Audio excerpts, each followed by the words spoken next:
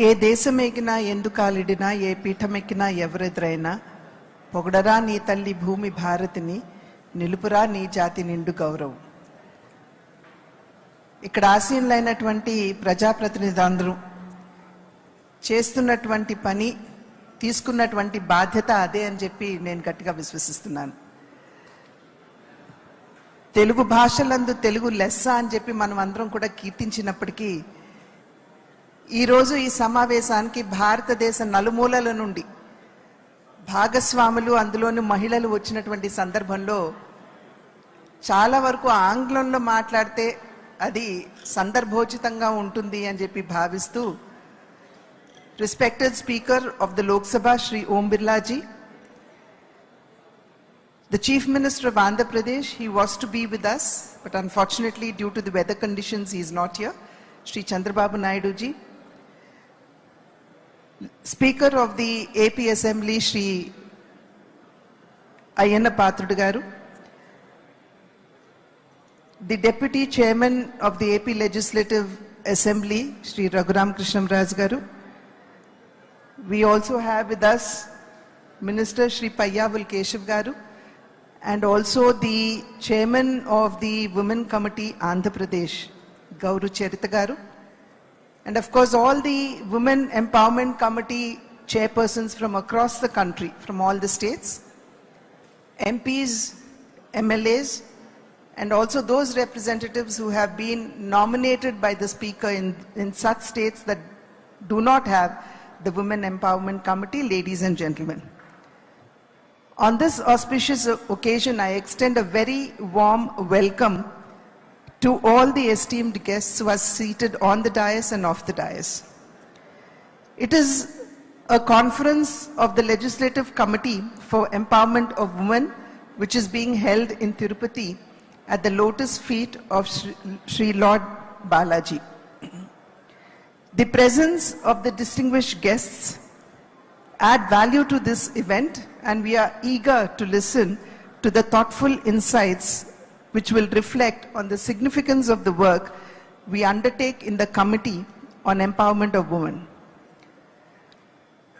We have gathered here today to reaffirm our resolve that the empowerment of women is central to the progress of India.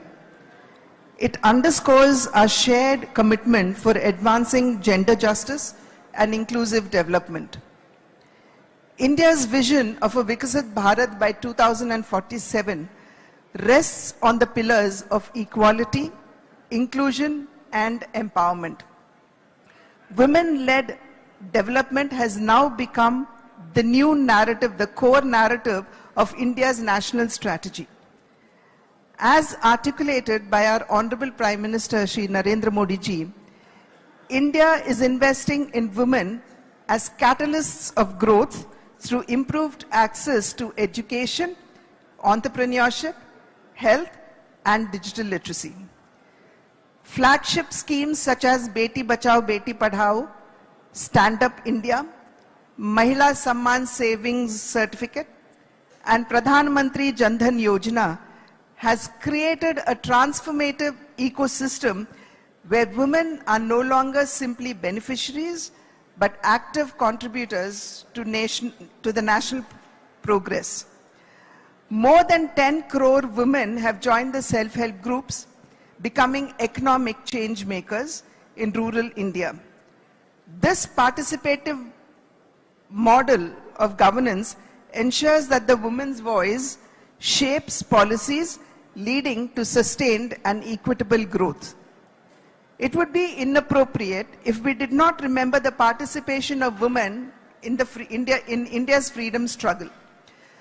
Women's participation in India's freedom struggle was simply not marginal, but it was central.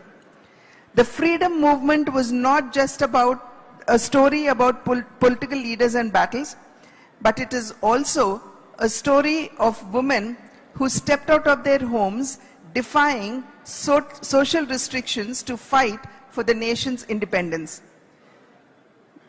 Rani Jhansi Lakshmibai, Begum Hazrat Mahal, Sarojini Naidu ji, Kasturiba Gandhi ji, Kamala Devi Chattopadhyay, Preetilata Vaddedar, Kalpana Dutt, Durga Babi, Madam Bikaji Kama have all left an indelible mark in our minds.